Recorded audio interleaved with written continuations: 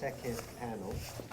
And I will introduce each of our speakers before they speak, but I realize that the panels themselves don't have titles, so I'm tempted to give, following Ronald's presentation from morning panel, title called Departures to this, because both speakers today are people who were once here and whom we also miss terribly.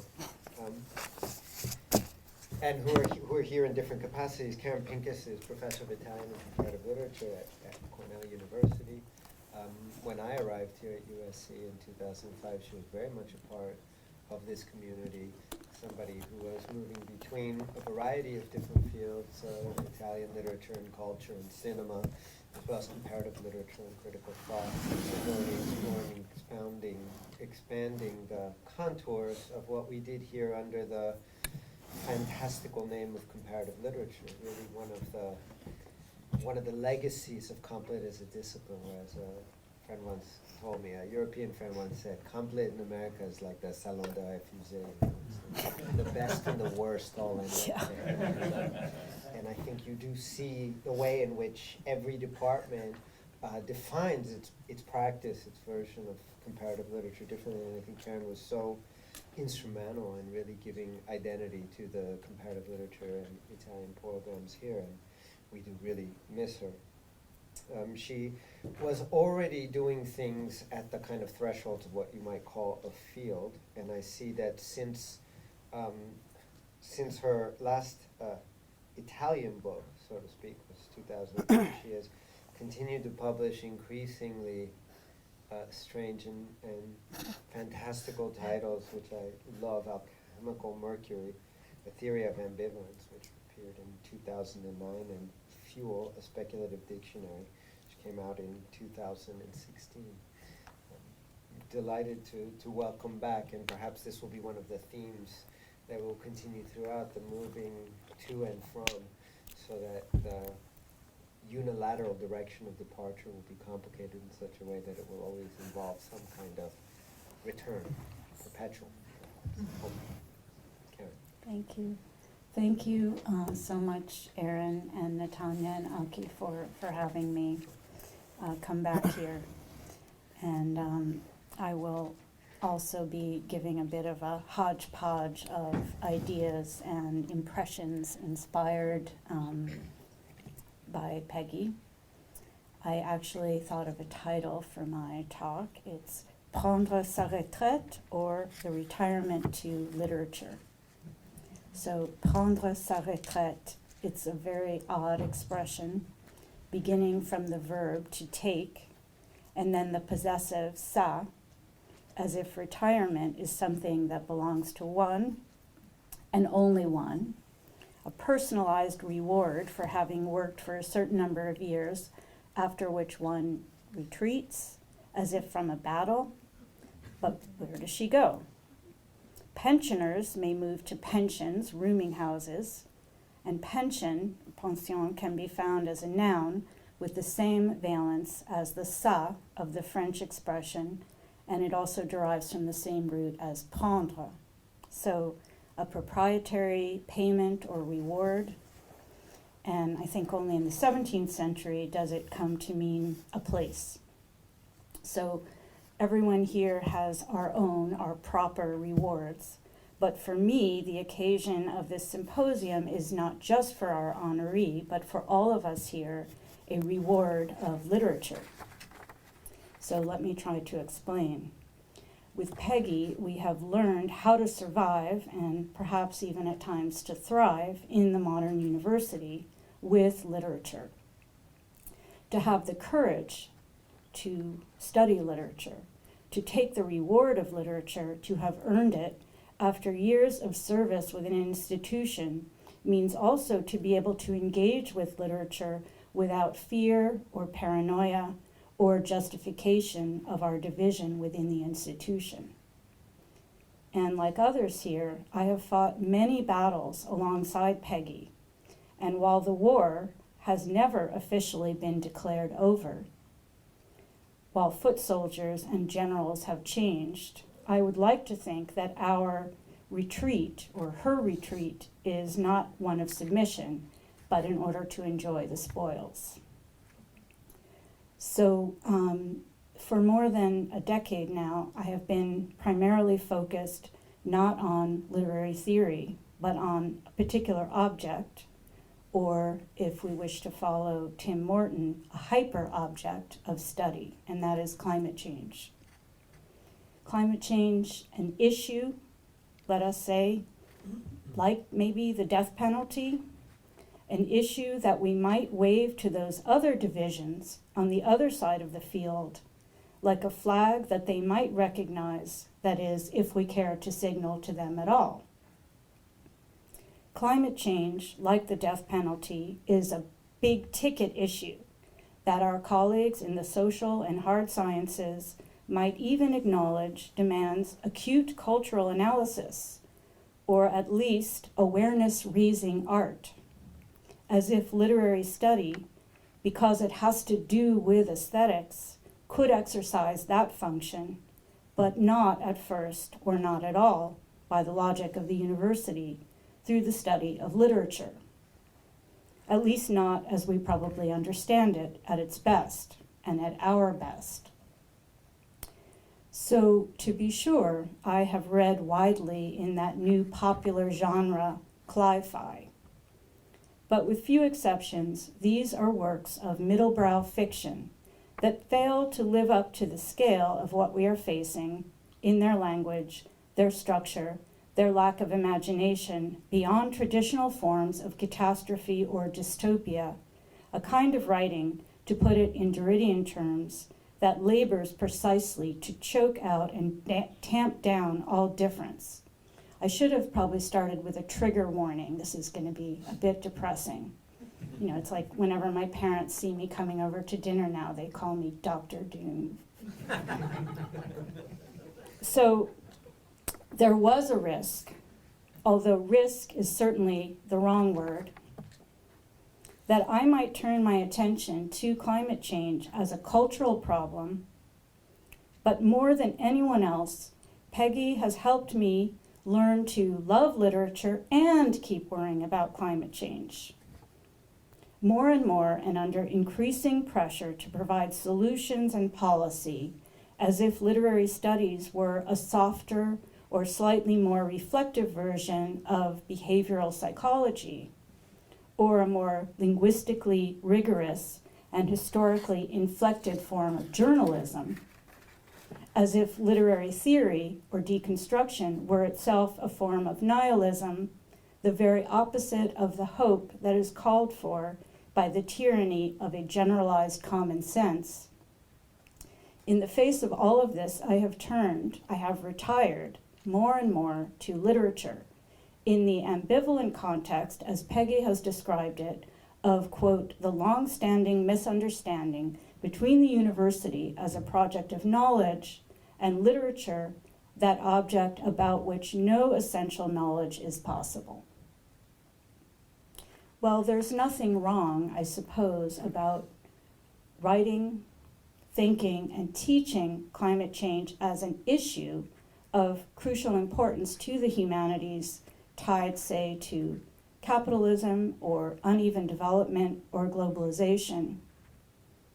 There is nothing wrong, I suppose, about promoting our work to the institution as on the cutting edge, outside the box, or moving forward, a phrase that Peggy once tallied during an especially hideous chairs meeting, as spoken by an administrator at least 20 times. And yet, there is nothing essentially right. So I wonder, could we say that unlike the death penalty, climate change seems a wicked and heterogeneous geophysical issue that does not clearly or immediately present itself as based in language? And what would that mean? Fossil fuels were formed over vast swaths of time, and we have proof of this in the geological record. We represent in graphic terms, through a vertical column usually, the stratigraphy underlying what we have named the Holocene, And now, above that, the era of humans, and so the era of language, the Anthropocene. Climate scientists that I work with model the far future and the planet, quote unquote, after humans.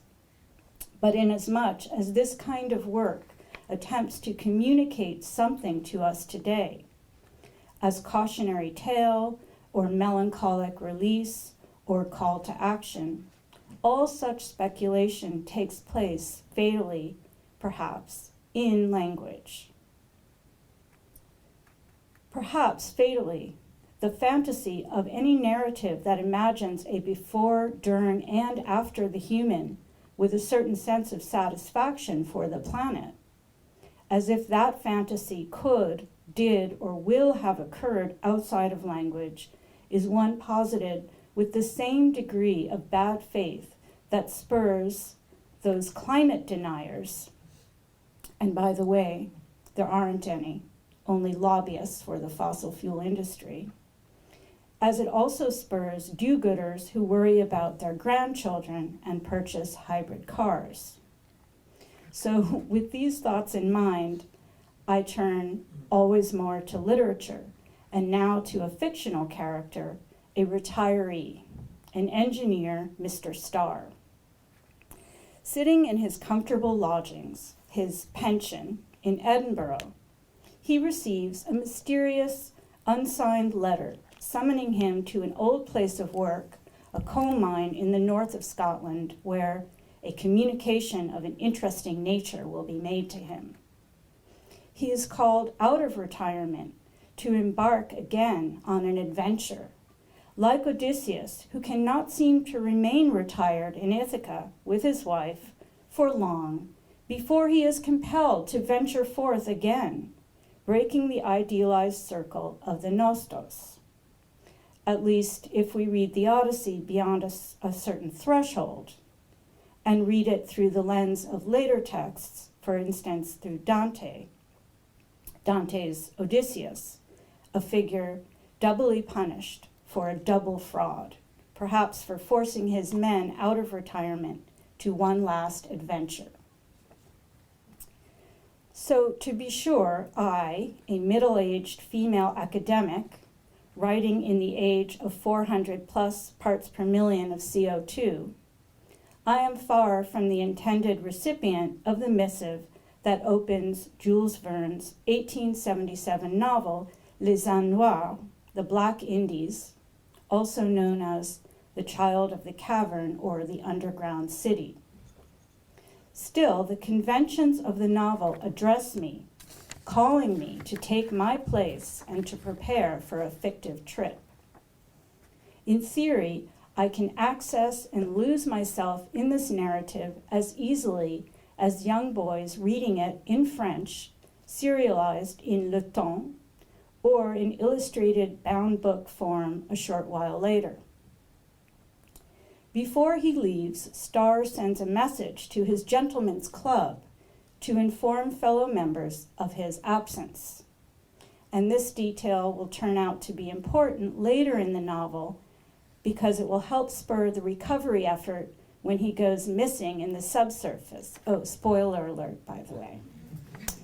But have no fear, because it will all turn out fine when Starr and his companions will be given food and water by a mysterious, beneficent force in the form of a fairy or sprite or brownie, eventually unmasked as an innocent wild child. So Mr. Starr departs by steamboat, that is, a boat fueled by coal.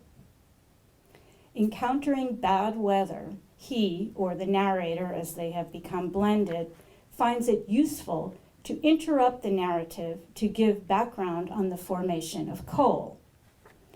Il est convenable pour l'intelligence de ce récit de rappeler en quelques mots quelle est l'origine de la huile.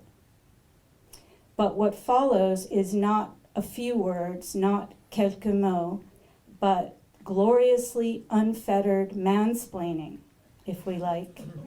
Thousands of words on the origins and evolution of coal in geological time. I feel compelled to consider the space or the time of hearing taken up by this lecture, written down as part of the récit, remember, so he doesn't call this work a novel, by Verne, but with the alibi of Starr himself to verify the facts. It disrupts the novel's style of gentlemanly verbal recounting back at the club after it has all finished, and it corresponds to the passage of time that the reader or Starr spends on the trip from Edinburgh to the mine. This excursus into geological nonfiction is far longer than any single chapter in the novel. It may have even taken up an entire week's worth of serialized prose. So certainly, this elucidation of coal is in line with the didactic and financial aims of Pierre-Jules Hetzel, who was Verne's editor and father figure. It's the kind of flat, factual prose Hetzel encouraged in general, even if he did have some issues with drafts of this novel in other regards. The geo-knowledge, taken at times almost verbatim from secondary sources, I guess we call that plagiarism now, is not too far removed from what we know of coal today, but with one huge exception. Verne does not know, he could not be expected to know, about the effects of accelerated historical greenhouse gas emissions on planetary warming in the future. He therefore makes no mention of what will happen once carbon dioxide from the burning of coal will have crossed a certain threshold of concentration. Then again, he makes no mention of what happens to coal once it is removed from the ground either. This is not an industrial novel. Combustion is deferred, displaced to the surface or the atmosphere, whereas Verne is primarily concerned with the formation of an entire city underground where labor is pleasant and all human wants are met without strife. There is no looming crisis in Les Uns except scarcity. But if you read a lot of Verne, you'd be optimistic that another source of fuel would eventually replace coal. So the crisis is not truly existential disruption of the highest order. This is not to say that Les Uns Noirs is not dark.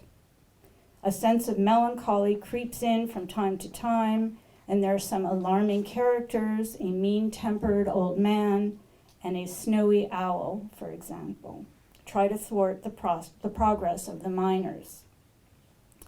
The novel subscribes to a common theory of the time of the death of the sun and consequent death of the earth, but imagines this world-ending catastrophe will take place only in a remote future.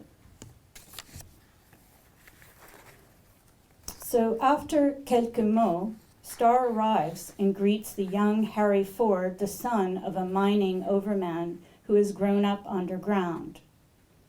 What a pity that the whole planet is not made of coal, Ford remarks.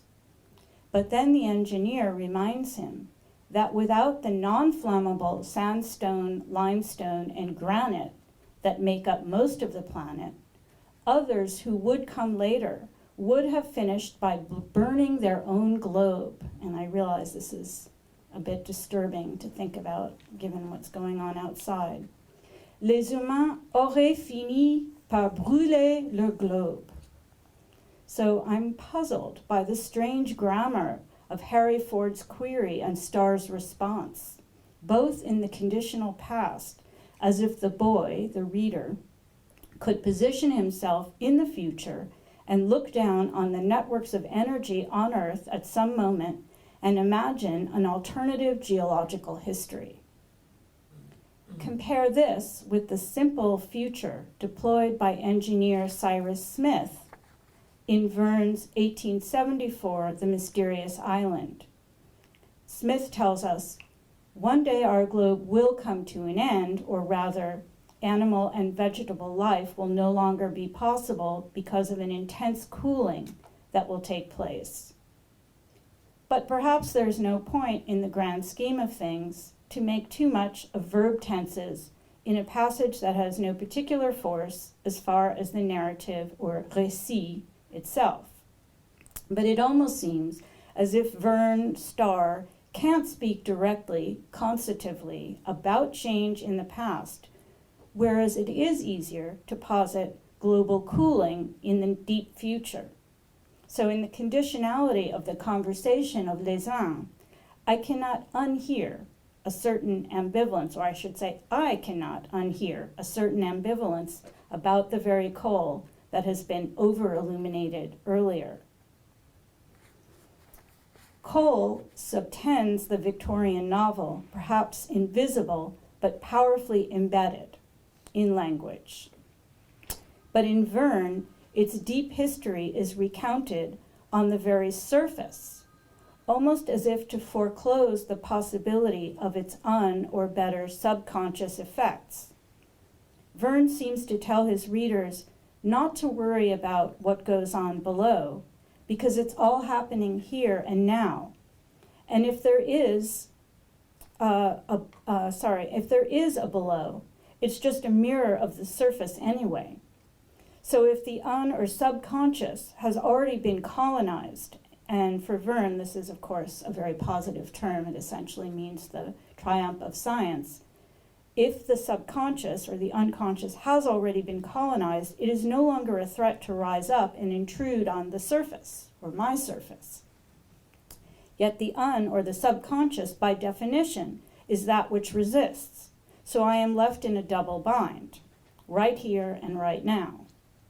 I can follow the narrative, but I know something about coal that Verne Starr doesn't. I can't unknow what I know, but I dream of going back and of forgetting. I can't read unless I forget, but if I forget, I am reading only in bad faith.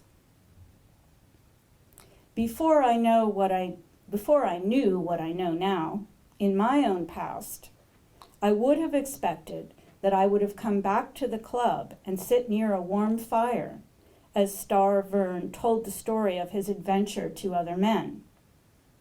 Rest assured, I have lived with some realization of my difference from such interlocutors, those gentlemen who demand to hear and so also justify the narration of adventures. I have also come to expect from fictions of this sort a nostos, or at least a minimal degree of comforting continuation.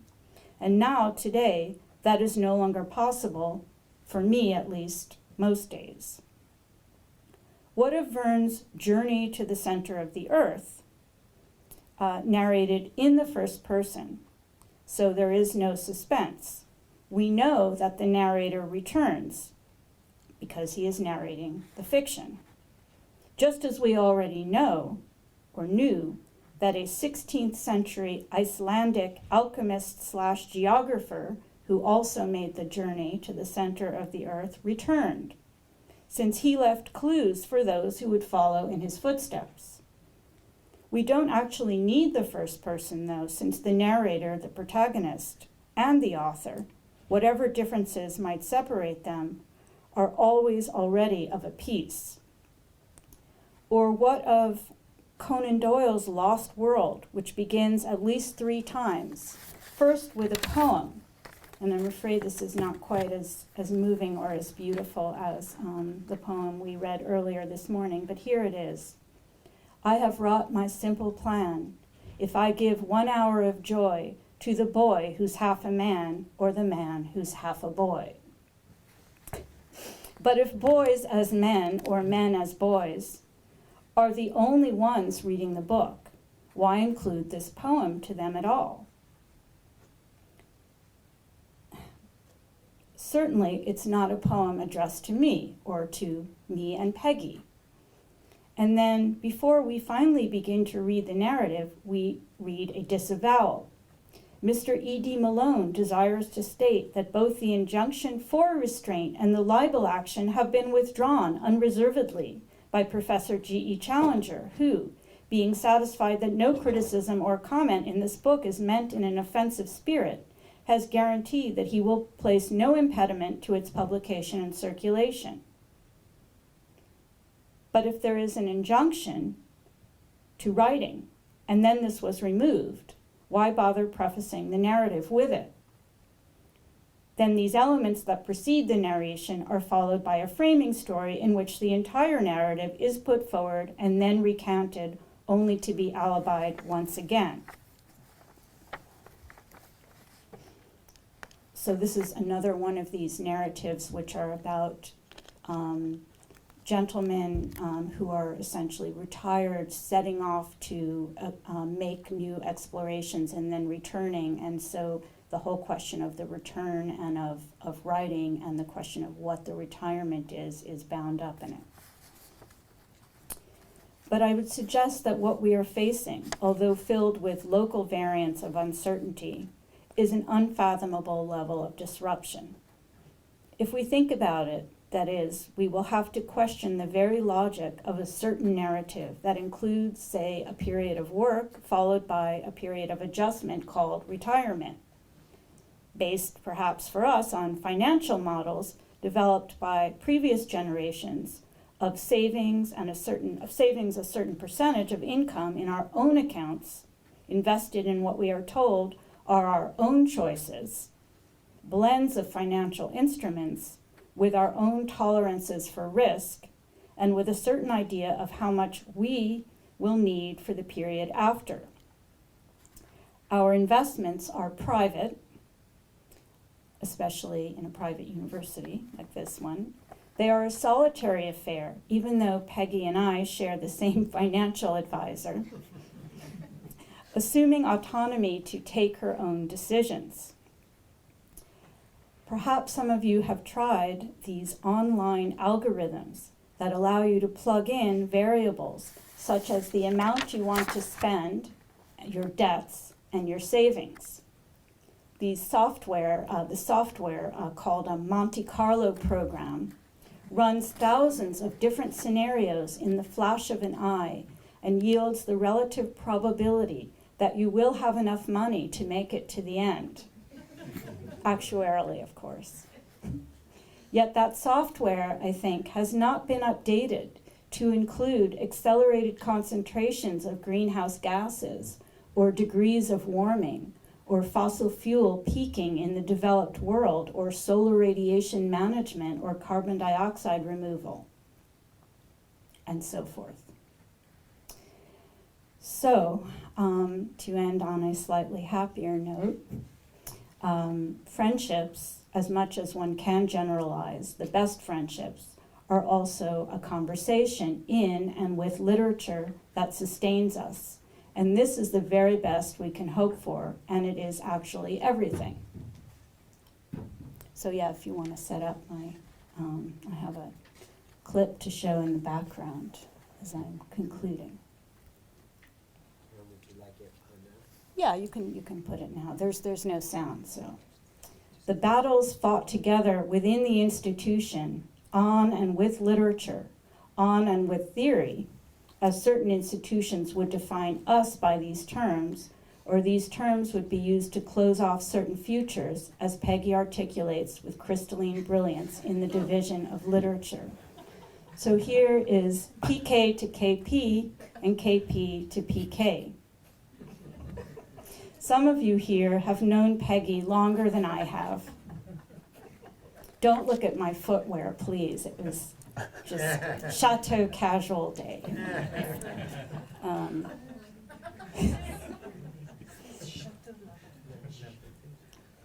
By the way, Peggy is a better athlete than I am. So some of you have known Peggy longer than I have. But I don't think any of the invited speakers today have been her colleague for as long as I was in the almost daily rhythms of graduate student committees, speakers, searches, hallway chats, and endless meetings such as the aforementioned Moving Forward one, not to mention commuting together to campus and back home. She drove. So when I suggest literature as a reward, I mean something like a form of friendship that many of us have had and will continue to have with Peggy. That is a back and forth filled with something we can call hope, as long as we don't allow that to mean something that the institution wants from us. prendre sa retraite, it need not be so private or proprietary.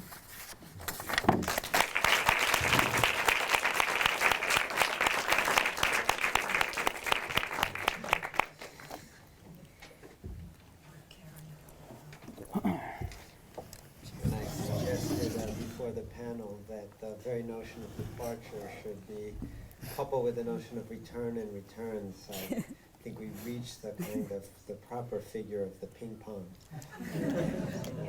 Rename the panel Ping and Pong, so There we go. now introduce Pong. It is a special and unique pleasure for me to introduce Tim Holland. He was actually my doctoral student advisee who worked with both myself and with Peggy. I once had the chance to introduce Tim, and I made the joke saying I knew Tim since he was this little, and somebody came up to me afterwards and said, "Really?" So I didn't actually know Tim as a child, but I met Tim in his freshman year as an undergraduate. He was at UC Irvine, where I was before that. Was immediately distinguished himself. He was bright, energetic, ambitious. I told him about Jacques Derrida, and he started going to the seminars as an undergraduate. You know, some did, but not many. At that time, Tim went from a variety of interests in the avant-garde and film, eventually to archiving. He was actually a librarian, still is a librarian among Forever. Forever, Yeah. among other things. After spending a few years in this capacity, we returned the PhD program here in Cinema Media Studies, they're known as Critical Studies, and began the journey toward the scholarship that I think he has really made a mark on today. Began with an interest in Tarkovsky, and Andrei Tarkovsky, and Tarkovsky's relationship to time. From there, he evolved into a dissertation. He came into my office and said, "I want to write about the future." Everybody wants to write about the future.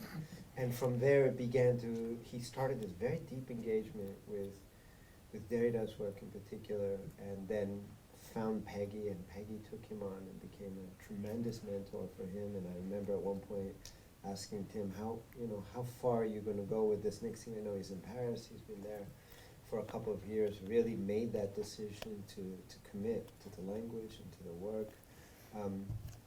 And then went off. Since this fall, he is an assistant professor of film media studies at Emory University.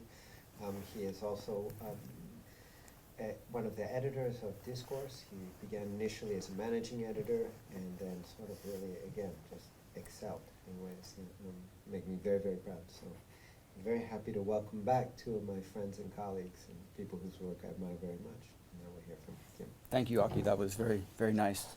Unexpected. Thank you. This is a piece I'm calling Reading and Resistance. And to begin with, I'd like to thank the organizers of this event, Aaron, Natanya, and Aki, for inviting me. It's an incredible honor to be here with all of you to celebrate Peggy's many contributions that continue to shape not just USC and the fields that they traverse, but also, and perhaps more importantly, the way in which we think through and understand the institution called academia, the place that goes by the name the university, and the disciplines that are often organized under the heading the humanities. In short, the gifts that Peggy gives us as a writer, translator, teacher, and a mentor ask us, in one way or another, to remain vigilant about the spaces we are said to occupy and the work that takes or has its proper place within them.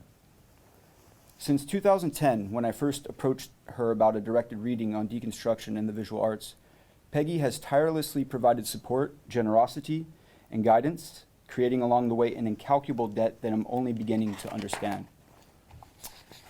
If I attempted to account for all that she's done for me personally and professionally, I could start by expressing my gratitude for her role as a key supervisor, an advocate who oversaw my PhD and encouraged me during countless job searches, for having twice invited me to the Derrida Seminar's translation project workshops in France, and for nominating me for the French department's teacher exchange with Sorbonne Nouvelle, which expanded into a 2-year stay in Paris and drastically changed the trajectories of my future.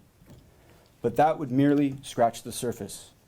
Alongside her honesty and wisdom that I've grown to depend on, Peggy's commitment to her students, to her friends, and to the place in which we find ourselves at today, a place where many of us work in some capacity, that place being the university, has formed a model that I can only hope to imitate as a faculty member. I originally wanted to call this presentation Peggy Kamuf Taught Me That I Didn't Know How to Read. But I figured that title would probably sound a bit silly and ultimately derail my effort to name something that I've attempted to inherit from her as a former student and as a reader who continues to be reamazed by what she says and writes. The theme animating my talk today concerns what I'm still learning from Peggy about reading and resistance, or, put differently, the call to those working in and on the humanities to affirm its countering force and potential that defines it.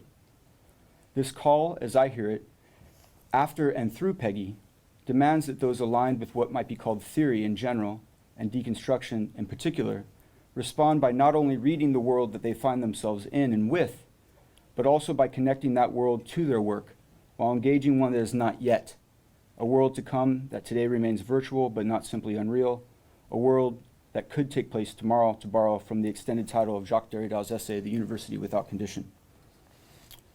In an effort to explain further what I mean by reading and resistance, I'll be drawing on Peggy's 2007 essay, Accountability, which begins with a tiny autobiographical disclosure that has always struck me. Quote, I believe that a topic has never caused me so much uncertainty as has the approach to this question of the counter, end quote. Each time I read this inaugural sentence, I feel the urge to question or resist my reading of it. I shouldn't make such a big deal of this revelation, I say to myself. It's nothing, really. Let it pass, move on, get over it. However, these words, Peggy's classification of the approach to the question of the counter as a topic that has caused her perhaps the most uncertainty, should give us pause, I think. Knowing Peggy and her work, we all understand that she does not, like many of us, avoid those sorts of uncertainties. She dives into them, probing and discovering, laying out for us how they function and what their uncertainty produces in text and thus for the world. We also doubtlessly recognize that the approach to the question of the counter can be seen as a way to characterize, albeit haphazardly, what she's been up to throughout her career and what she'll carry on doing. All of Peggy's works, various professional commitments, even her style and mode of teaching, and I can testify to this, can be traced back to her fidelity to the conception of the university as, quote, a counter-institution of resistance, end quote, as she puts it in the same essay. What this counter-institution should resist, why it should, and how it should go about performing this resistance, in sum, the way in which we approach the question of the counter, ostensibly the endless source of Peggy's uncertainty, and therefore the topic that she persistently takes on, comes into focus in her reading of what she deems the accountability movement in the United States and its impact on the educational landscape. At its core, the accountability movement or discourse, the target resisted by Peggy's reading in this particular essay, posits that the so-called value of research and teaching can be quantitatively assessed and measured. Wedded to the popular conception of the college years as a financial investment for future capital gain on both a personal level for students as workers in training and the larger level of the global marketplace, those workers are needed for the unrelenting growth of industry. The assessments that gauge this value, according to Peggy's description of them, proceed in a more or less straightforward manner. Value-added testing, or some other form of numeric evaluation, retrieves hard data about the thinking skills developed by students at a given university. The data is then compared with other sets of data, resulting in a determination of evidence of value. These results are subsequently compared with those from different institutions or departments, with their attending tuition costs and fees, leading to a best value list in which institutions are ranked by their cost relative to skills acquired, or to follow Peggy's phrasing, quote, which institution gives the most bang for the buck, end quote. The problem with these sorts of tests isn't the disclosure of educational costs. After all, this already invites a certain ranking and method of classification related to subjects such as reputation, prestige, whether the institution is private versus public, etc. As Peggy points out, the problem at the heart of the accountability movement concerns the violent quantification and reduction of the other variable, the act or skill that the accountabilists propose they can measure with testing, that being thinking. Despite the fact that the test designers defend their assessments by insisting that the evaluations of thinking surpass the mere measurement of a tester's memorization of facts, these tests, as the essential feature of the accountability number crunch, still must translate thinking into sets of data, as if thinking, whatever that may be, or mean, did not inherently resist its numeric evaluation, and as if one could identify that thing called thinking through its apparent opposition to factual knowledge. Whether the results of the accountability assessments are prepared, collected, and appraised by administrative review committees or proffered from a proud institution to parents as they assume the role of potential investors, Peggy's analysis, the rhetoric undergirding the movement, under Peggy's analysis, the rhetoric undergirding the movement hinges on the promise that evidence neutralizes belief. The accountability movement, she says, quote, offers the end of belief, if you can believe that, end quote. In other words, there is no longer any need to believe in the merits of a particular discipline or trajectory of study, for example, because numbers supposedly speak for themselves, even if these numbers claim to measure the immeasurable. Evidence in this case seems to eradicate doubt. It presumably closes the gap between the experienced and the unknowable that catalyzes belief in the first place. Of course, as Peggy elaborates, and as Derrida addressed in a number of texts on witnessing and testimony, as well as through his comments on film and photography and media technologies, evidence is not proof. One must believe in evidential findings and interpretations, even if they hide under the cloak of neutral quantification, even if the test results attempt to efface their mediation and production through qualifications such as direct evidence. The accountability movement thus entreats us to do nothing but believe in its annihilation of belief. Put your faith in numbers, Peggy writes at one point in the essay. Put your faith, quote, in that which presumably makes no claim on faith or belief, except, of course, the belief that numbers, counting, or quantification triumphs over belief, end quote. After having dismantled or deconstructed the accountability movement's claim that it neutralizes belief through the impossible identification and calculation of so-called thinking skills, Peggy's reading effectively zooms out and transitions to what she says is, quote, a larger stage with larger stakes, end quote. The scene that this long shot depicts amplifies an uncanny echo that Peggy hears between accountabilist rhetoric and the George W. Bush administration's controversial pursuit of the faith-based initiative, the latter being Bush's first executive order as president that allowed faith-based organizations to apply for and receive federal aid. Notwithstanding the veneer of incompatibility, the supposed end of faith via quantification on one hand and the end of the separation of church and state on the other, Peggy tracks these echoes to the origins of the accountability movement in Texas during Bush's term as governor there, which lasted between 1995 and 2000. The Bush administration, in fact, oversaw the system's initial deployment at the University of Texas and endorsed the support of its earliest advocates or believers. This explicit link suggests for Peggy that beyond or within the accountability movement's misguided beliefs about evidence and faith, it likewise harbors and converges with a conservative ideology that is explicitly faith-based.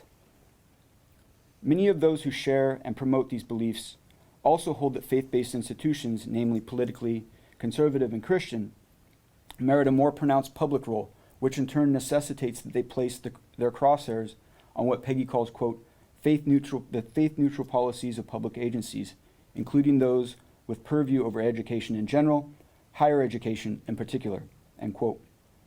The presence of this faith-based framework cannot be wholly dissevered from right-leaning accusations that disparage the university's liberal bias as the chief factor in inhibiting its potential value, nor can it be set aside when those accusations directly inform federal, state, and local policy. Peggy thus demonstrates that accountability's promise of the end of belief through the artificial objectivity of numbers and evidence is haunted by both its performative structural impossibility, evidence demands belief, and the traces of its own pledge to a particularly American form of resurging faith-based politics. This leads readers to conclude that if accountability movement has the faith-neutral policies of public agencies in its crosshairs, then one can safely assume that the departments of the humanities occupy the very center of this figurative scope. They are caught in the bullseye of calculative assessment, always already on the clock, seconds away from the value-added chopping block. One can easily guess which departments will have suffered the most through these assessments. They will have been the departments in and through which these supposedly objective processes are questioned, resisted, assessed, and found to endorse the phantasms of indivisible sovereignty. What is at stake in this discussion, as it concerns the current state and future of the university, is according to Peggy, quote, precisely whether or not there is analogy between the university and the market, end quote. Is the university today functioning like the market? Is it getting nearer to it, but not quite there? Or has the gap of difference to which analogies speak closed completely?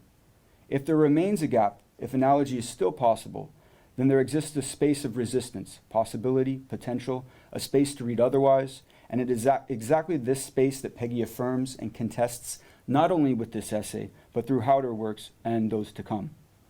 Regarding the article at hand, she writes, quote, indeed, the interest of this exercise, if any, is to find an opening in calculating accountable logic, to locate a space for other articulations between our accounts and our abilities, the space precisely of a free space or free play that can be taken into account only in the figure of the unknown, the factor of uncertainty, a factor of X, or, as it happens, of a certain that, falling at the point of exact bisection of accountability, sounds a pause, a brief hiatus, a little time to think, to stop calculating and listen at another rhythm for something else, for an incalculability and unforeseeability that cause the accountability program to stammer or stutter.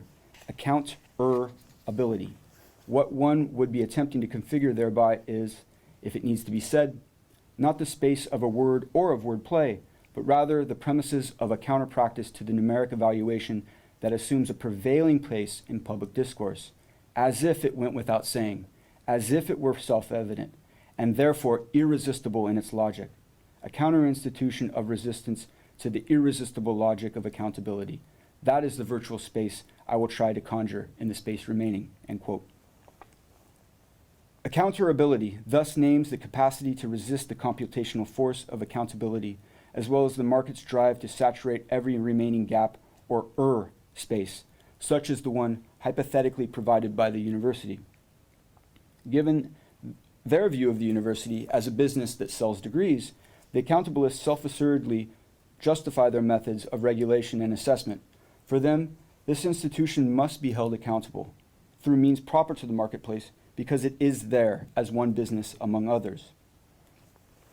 How then does one go about resisting? How to maintain and perhaps strengthen the openings in calculating accountable logic? In the concluding portion of the essay, Peggy makes it abundantly clear that the insidious conjunction of the faith-based and the accountability movement, quote, deserves to be countered in the name of the oldest principles of the post-Enlightenment non-faith-based university. It deserves to be, she says. That is, it ought to be, it should be, and I believe it must be, end quote. Peggy follows this declaration by pointing out that professing a necessary belief as a countering resistance to the resurgence of faith-based frameworks and its guises may seem an odd or even contradictory maneuver, given that necessity and belief are often thought to be conflicting modalities. The appearance of this heterogeneity or contradiction, the necessity of belief, summons the point that Derrida made about witnessing, which Peggy expands in her reading towards the end of the essay. Demanding belief, insisting that one not only be believed, but on the very necessity of belief, is what we are doing all of the time when we encounter the testimony of the other or assume the role of the witness. We are tacitly required to believe, and we demand that we be believed. Belief, as the originary performative of every claim, however banal or extraordinary, is always conditioned by its necessity. It is necessary. One must believe. By professing belief in the countering force of the post-Enlightenment non-faith-based university, Peggy, like Derrida before her, does not advocate for some nostalgic return to a previous form of the university that would somehow magically nullify faith-based politics. The necessary belief avowed in accountability sees the arrival of the post-Enlightenment non-faith-based university as an event that remains to come, as does its encounter with the faith-based belief that this arrival should be resisted. Rather than countering belief with non-belief, the enlightenment to come of which Peggy speaks, the virtual university that she reads, reaffirms, invents, and shares, would, quote, seek leverage in an opening to belief, that is, to thinking of belief as the groundless ground of experience of every kind in the world with others, end quote. To think the experience of belief beyond doctrines, programs, and institutions. That is the task at hand and ahead, thinking belief as that which opens the world to what comes instead of using belief to close it. And for that thinking to occur, for that space that allows it to happen today and then in the future, we will have Peggy to thank. Thank you.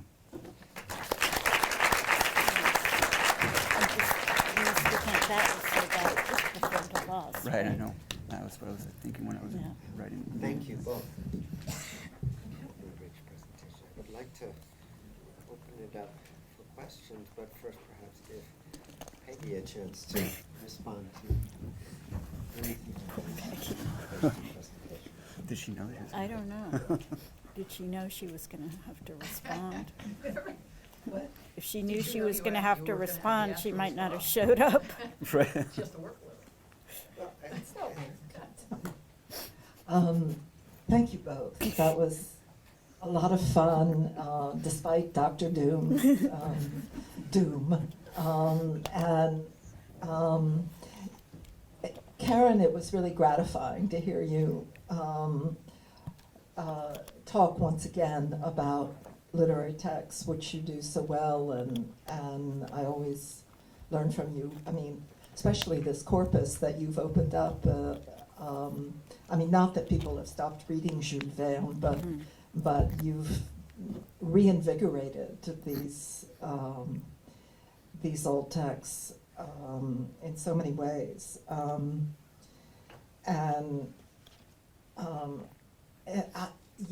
mean, I love the phrase of, I mean, you're evoking that return after adventures, and kind of being, I don't know, if I am on the verge of adventures, further adventures like Odysseus, or whom I've always kind of liked. I sort of liked Odysseus, but you know, I know you're not supposed to, but yeah, so I do, and I appreciate Aki picking that up too. That's another, to reverse the word, we can, a word, right? Retirement, retraite, but return. And for example, returning to USC, I mean, like today, coming back here, is it's perhaps not a return to Ithaca. Well, you did that a few weeks ago. Yeah, exactly. Well, you always return to Ithaca. I mean, that's, you know, that is Odysseus's experience. He has to keep leaving so that he can return to Ithaca again. And yeah, and thanks, Tim, very much. It's such, I don't know, for both Aki and me, we keep congratulating each other about you, right? Thank you. We're just extremely proud, and you know, hearing you talk about that essay, and you let it be known in the quotes you gave that it was situated at a particular time. Yes. I mean, it was written during, I forget when, but the early 2000s, right? Or 2000. But Yeah. anyway, Yeah. during Bush. Right. And we know things have just gotten so much better since then. Well, yeah, but this is how I was filtering it. I mean, how much of Right. that analysis that you characterized remains valid or has been overtaken in the wrong direction. Absolutely. Yeah. As we know, after an 8-year kind of period of some relief, and then the horror, which is what I kept saying on election night. The horror. You know.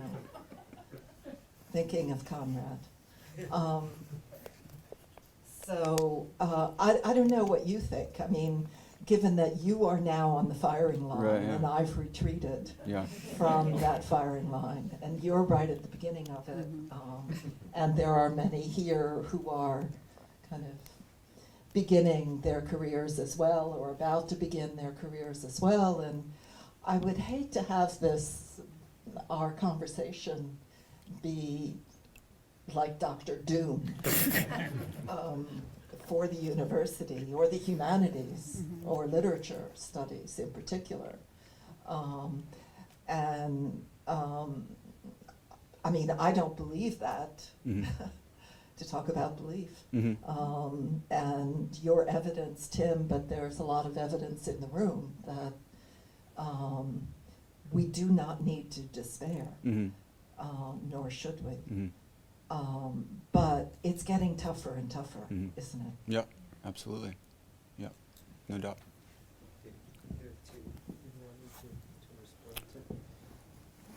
Well, I mean, one of the things that I probably should have included when I was thanking Peggy for all the things that she's done for me and listing was also the summer seminar on essential humanities, where Peggy funded a number of advanced PhD students, and correct me if Mellon funded it, yeah, right.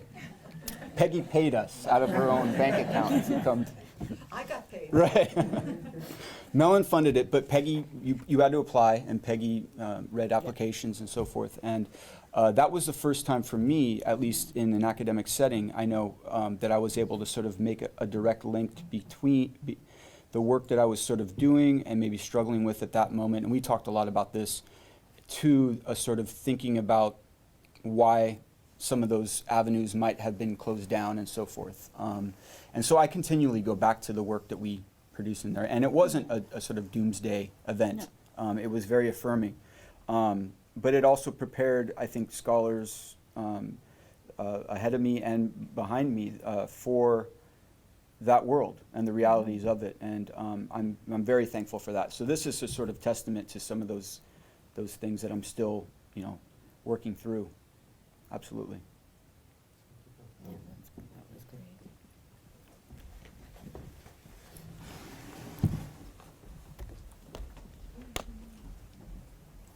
Thank you, Aki. That was so much fun, and I love the ping pong. And I want to point out, some of you may not know this, but Karen and I certainly do. We also play a wonderful game with Peggy called Oh Shit, which is a card game. Highly recommend. If you find us at the reception, we'll teach you how to play it, and you may not know it, but Peggy Kamuf is actually an extraordinary card player. She's a bridge player, and she counts cards. Wow. And she's very clever. And so one of the things that Peggy has taught many of us to do is to play the game and to take pleasure in it. So I want to single out that quality of hers, but I also want to think a little bit more, because like Peggy, I love Odysseus. I'm not a big fan of Ulysses, and I'm sorry, Vincent, no fan of Dante's Ulysses. But I was thinking a lot about Odysseus, and as you were speaking about two other figures, Telemachus and Mentor. And my dear friend Jane Lewis at Irvine has a theory of all things, the sound of music, which I always teach my freshmen, which is when you first see the sound of music, everyone is Gretel. You're the youngest child singing the Aufwiedersehen, the so long, farewell. And then you're Liesel, and you're 16, and then you're Maria, and then there's a fatal moment where you're the Baroness, and you say, who is this chit that this guy is marrying? He's like, my age is this girl. And then there's a terrible moment where you're the Mother Superior, and you hear yourself singing to your students, climb every mountain. And I recently, on my last viewing of Sound of Music, saw the woman who gets the runner-up prize at the festival, the Salzburg Festival, and she won't get off stage because she thinks she's the star. She doesn't know the Von Trapp family are the stars of the movie. She thinks she is, but she actually stalls the award ceremony long enough to let the Von Trapp family leave. So she's unacknowledgedly the heroine of the film. She is. And I feel that way about the Odyssey, that you can enter it in so many ways. I have a colleague who, in teaching thematic option every fall, as I do, in teaching the Odyssey, mocks Telemachus and says he's a useless boy. And I say he's actually pretty canny. He starts out the book observing the old rules of hospitality. invites in the goddess Athena disguised as mentor. And he learns slowly by getting nearer and nearer to Odysseus what it is to be a man, until at the end of the poem, they go, of course, and visit Odysseus' father, old Laertes. And I think about Homer, and Peggy and I were talking the other night about the epics and returning to them and how amazing and rich they are. And hearing this panel actually made me think that we imagine ourselves as going chronologically through the academy, that will begin as Telemachus and end as Laertes. But in fact, at any moment in your career, at any moment in entering a text, you can occupy multiple positions. And that's why I think, as these papers lay out so beautifully, you can occupy, my nickname for Karen has long been the daughter of doom, mostly from her attempt to get her parents to sell their beach house because someday it would be underwater. You can be the daughter of doom, and you can also be the voice of hope. You can be the person who sees the gathering clouds, the person who remembers the glimmering sun, and you can conjure that future. You can live, as Charles Dickens, my guy, would say, in the past, present, and the future. And I wonder if a moment like this is truly an epic moment, in which to return is to start out, and to start out is to return. And the question of where Odysseus is most himself, on land or at sea, is for me summed up in the moment when he lands on Ithaca and doesn't recognize it. And the Phaeacians, he thinks the Phaeacians have cheated him. And that's when he sees Athena, and she says, oh, you have to be awfully wily to get around you. So my little tribute to Peggy is that she has taught us a kind of wiliness, which is always to be suspicious of the place where we find ourselves, but not be afraid to recognize in it something loved and familiar from which we also draw strength. So I want to ask Peggy to think a little bit more about why she loves Odysseus, and maybe for her and for the speakers to say a little more about that figure, not, as Dante says, as a doomed figure, planning to fall off the face of the earth, but the person who does, dare I say, move us forward by moving us sometimes backward. Do you really want me to say something about it? Wasn't one of his epithets card-playing Odysseus? What? Wasn't one of his epithets card-playing Odysseus? Yeah, well, you know, so, yeah, no, I mean, Hill knows this because I've confessed it to her and a couple of other people, that during my final research semester, which is one of the great inducements USC gave me to retire, because there were inducements, you know. And during that, one thing I did during that semester was to kind of read things that I should have read like decades ago, even, you know, more than a lifetime ago, such as, and here's my confession, the Iliad. I had read the Odyssey numerous times. I loved the Odyssey. But I figured the Iliad, oh my God, all these guys beating up on each other and just blood and gore and battles. I had, you know, no Penelope. And in the Iliad, of course, Odysseus is a pretty hated figure.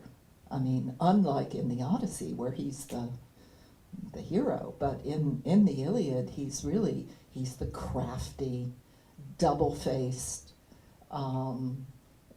untrustworthy conniver, right? So I have revised my identification with Odysseus, but there was those years, and Karen and others perhaps in the room can relate to this, those years spent in this place called Ithaca, most improbably in the middle of the, you know, the Finger Lakes of New York, and this really little, you know, 2-bit town that, at least when I was there in the early 70s, was really quite, well, I'm looking at Vincent, Yeah. because Vincent and I were there at the same time, and know the Ithaca of then. It's a little better now, although. 3-bit. But ever since then, I think there's a lot of people that have the same story. I have returned to Ithaca, to Cornell, numerous times for numerous different occasions and reasons. And I know so many people for whom Ithaca, New York, improbably, and Cornell more understandably, has remained this place that you go back to. I mean, I go back to it and once even spent a semester there at the Society for the Humanities, which is a wonderful institution. But when I left, I was glad to leave. It was December, and it was snowing, and it was cold. And plus, you couldn't get a decent haircut any place in Ithaca. I mean, it was ridiculous. I believe Netanya was born there, no? No? No.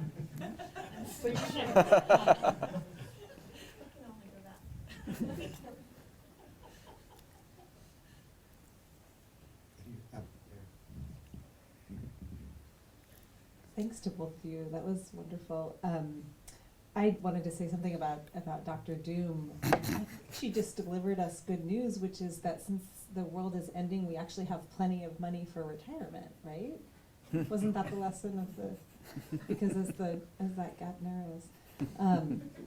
But I was really interested in thinking about the counter, because probably one of the last things that I worked on with Peggy here was the external review of the PhD program. And, you know, Peggy suffered through that process. You know, we were given this questionnaire by, I guess, was it the provost's office with, you know, 8 parts, and each part had 6 subparts, and you had to answer each question and you know, each part of each question.